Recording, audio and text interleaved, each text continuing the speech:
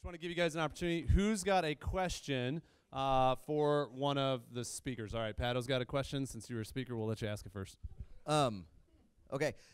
Going to y'all about exceptions or favoritism given towards high CSPs. Have y'all ever had a sacrificial lamb moment with the top performer where they weren't pulling their weight or something like that? And then secondly, even if it didn't go that far, any advice for if you had to handle a situation like that?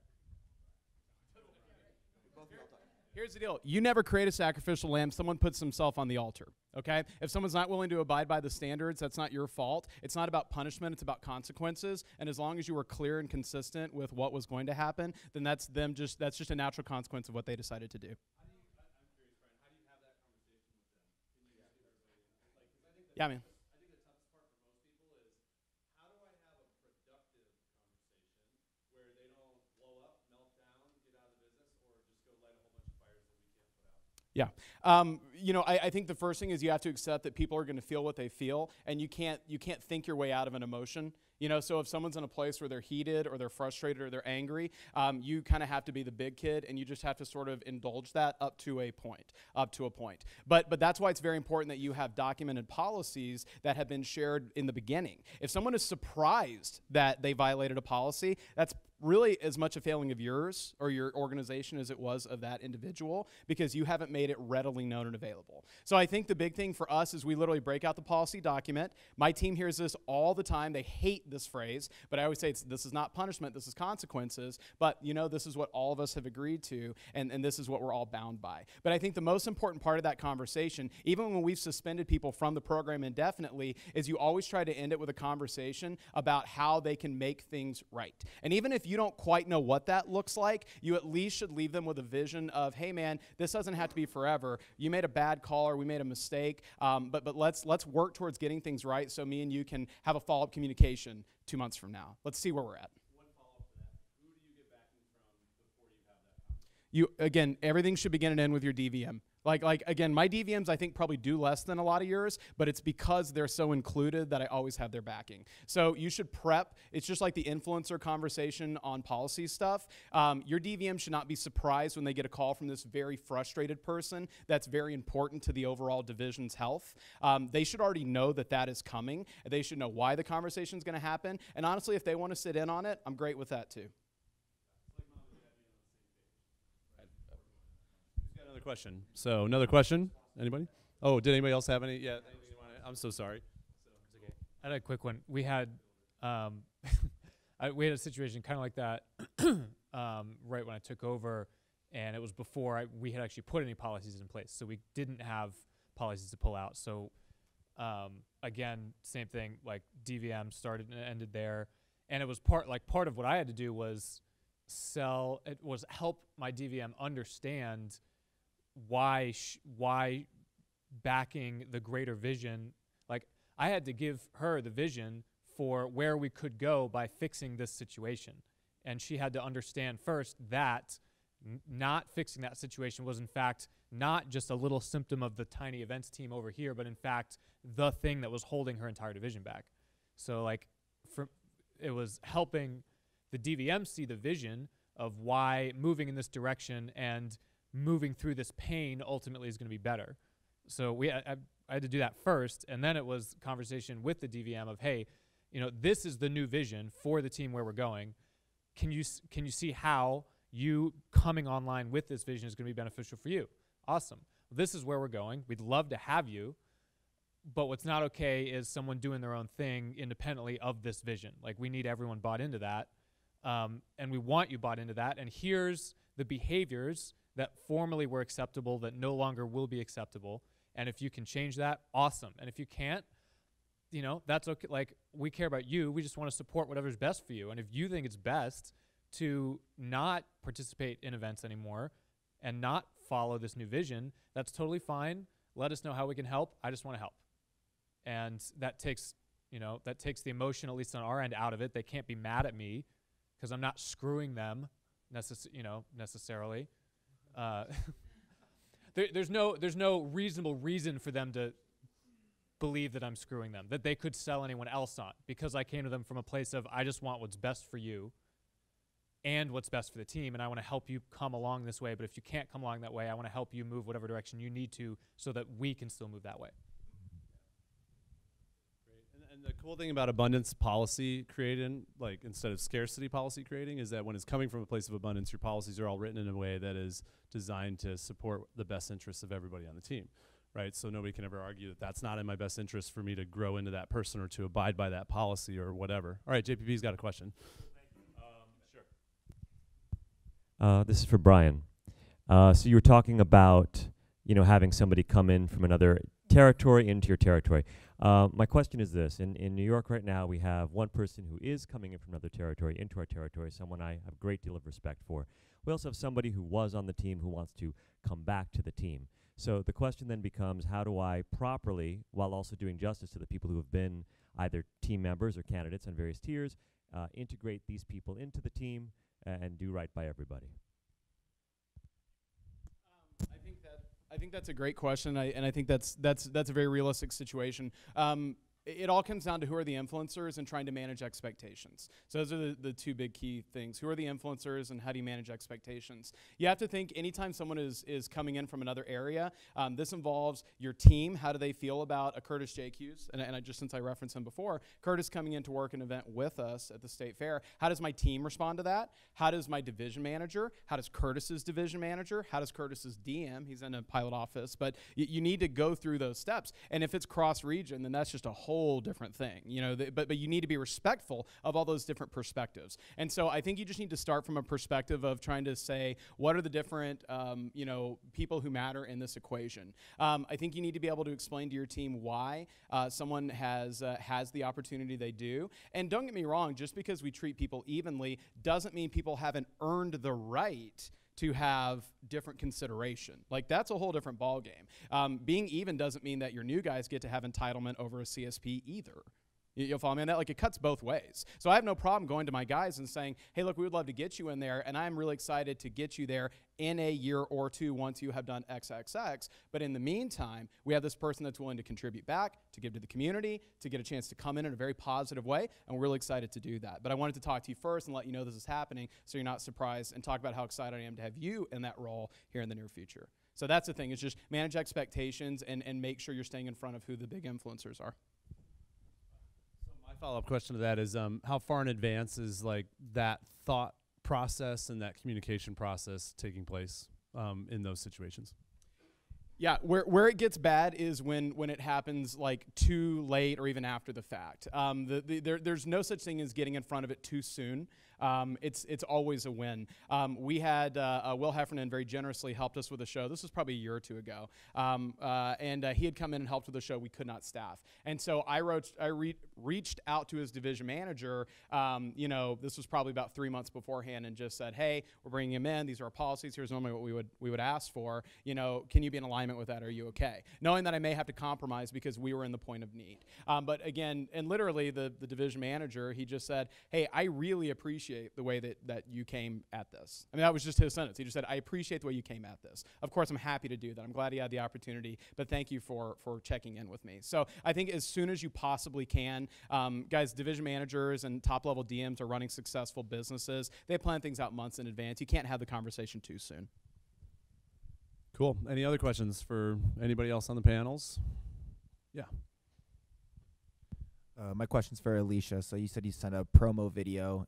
Is that during training? Is that after they've already gone through like an advanced training? They've already got some sales on the board. At what point are you doing that? So the promo video is just to say what the event team really is and how to get on there. So the managers usually show that in their training. So like their initial 3-day training or 2-day training, whatever it is. They also show it at the team meetings. They'll just randomly do it sometimes just to do an extra promotion, but it's before they're trained for the show team for sure. Yeah. Can I ask a question? Yeah. Would you feel comfortable sharing that with the larger community so we can maybe see that as a template? Yeah, it's on YouTube. I'll send the link to, Josh has it already, so yeah, cool.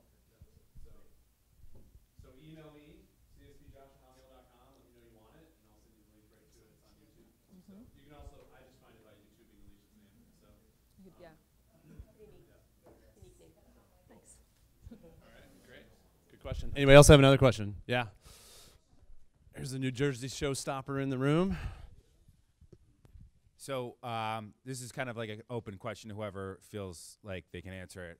So one of the feedback I've gotten from our district managers that our training process is too long, that a lot of kids aren't making it through it. So I wanted to hear like what your training process is, so I can either be like, hey, no, this is what successful divisions are doing and we're going to keep doing it, or if you're doing something different, should we consider changing it?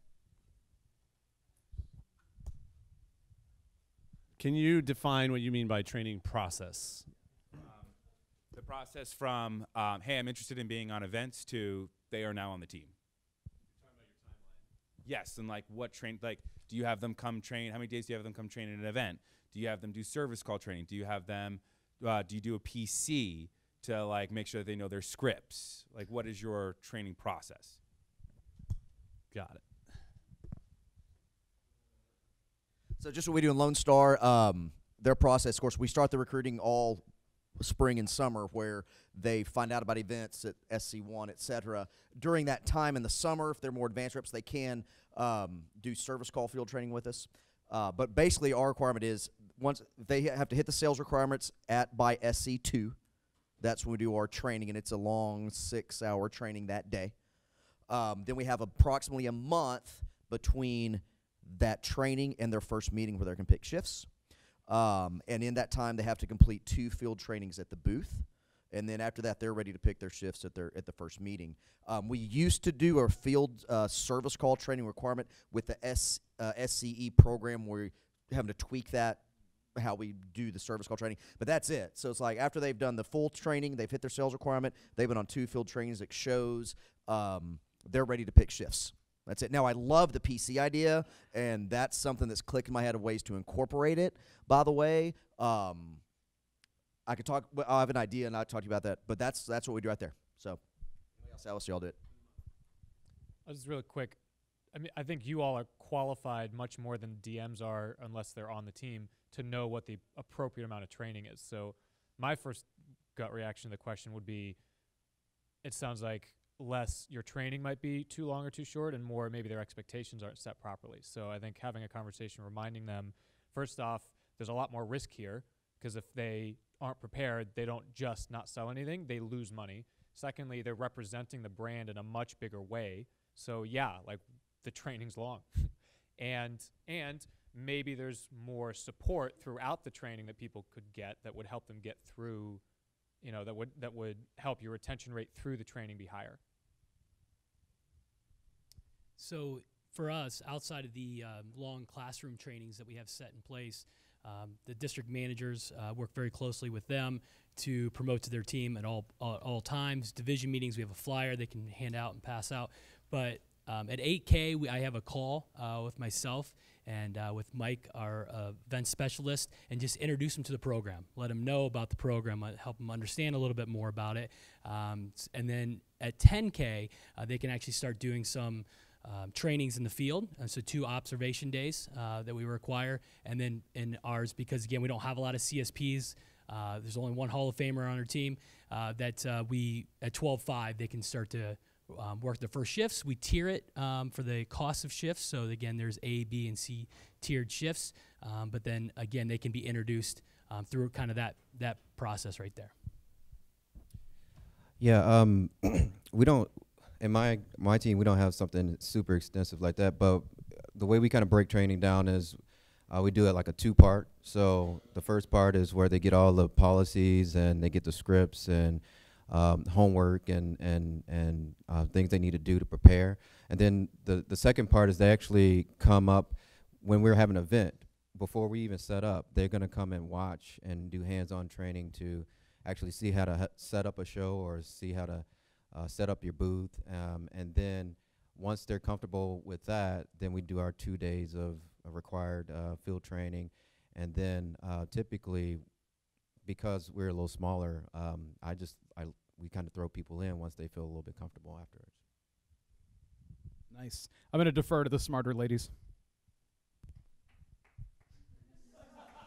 All right. So I guess I'm up. So to run you guys through what our training program is, what we do, we run training currently twice a year, once in the spring, for new reps and for branch managers. That's when I just ran training for branch managers middle of January. Then we also run it in August. So the process is throughout the year, my goal is to get as much exposure for myself and for the team as possible to kind of generate some interest by giving back locally at division meetings, region conferences, stuff like that. Then whenever we're ready to begin the recruiting process, I run a group informational call where I kind of go through what's expected, what our standards are, what we're looking for, the types of people we want to work with, what it's like to be part of the team, kind of explain the culture, the vision, and all of that. Then for the people at the end of that call that are interested in participating, they can complete an application on our team website. That gets sent to my email. We review the list of people who have officially applied once they know kind of what everything's about with the DVM. Once we decide who we're going to accept, they're signed up for training. Generally, that's like a couple weeks later max. And then at training, so coming to training, all of our reps are required to print out the new customer and cut co-owner approach. There's also the audio of Josh going through the script line by line and explaining why we say what we say at each point. So they're required to print out the scripts, start memorizing, and listen to both of those audios prior to training. They're also required to come to training with 5 new events. So they're given access to our team master schedule, so they know what events are new and which ones are not. And then they come to training with that list of events.